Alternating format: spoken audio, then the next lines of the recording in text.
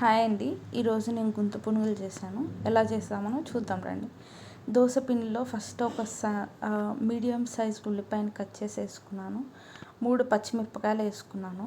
మీ రుచికి అంటే కారం తక్కువ తినే వాళ్ళైతే ఒక్క మిరపకాయ సరిపోతుంది.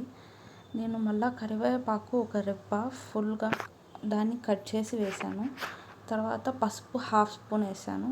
జీలకర్ర కొంచెం వేసాను. కారం 1/2 స్పూన్ వేసాను అనమాట. ఇవన్నీ మిక్స్ చేసుకొని పెట్టుకున్నాను.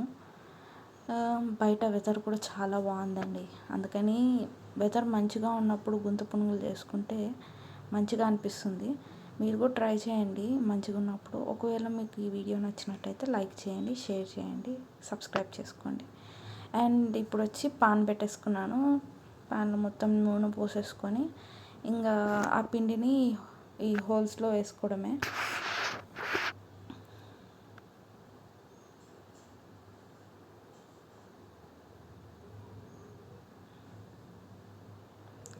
ఇదంతా వేసేసుకున్న తర్వాత పైన ఒక మూత పెట్టుకోవాలి. ఇది మరీ లో ఫ్లేమ్లో కాదు, మరీ హై ఫ్లేమ్లో కాదు, మీడియం ఫ్లేమ్లో పెట్టుకోవాలన్నమాట.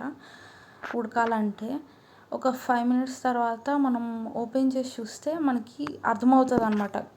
గోల్డ్ కలర్లో కనిపిస్తుంది కింద సైడ్. సో వాటిని మంచిగా తిప్పేసుకొని ఒక 2 మినిట్స్ అలా వేపేసి ఇంకొక సైడ్ కూడా తర్వాత ప్లేట్లోకి తీసుకొని కారప్పొడి వేసుకొని నెయ్యి వేసుకొని వేడి వేడిగా కారప్పొడిలో నంచుకొని తింటే ఉంటుందండి. చాలా చాలా బాగుంటుంది. ఒకసారి ట్రై చేసి నాకు ఎలా ఉందో చెప్తారని నేను మనస్ఫూర్తిగా కోరుకుంటున్నాను. నచ్చితే మాత్రం సబ్స్క్రైబ్ చేసుకోండి. ఇంకా మంచి మంచి వీడియోల కోసం నా ఛానల్ని సబ్స్క్రైబ్ చేసుకోండి ప్లీజ్. Thank you.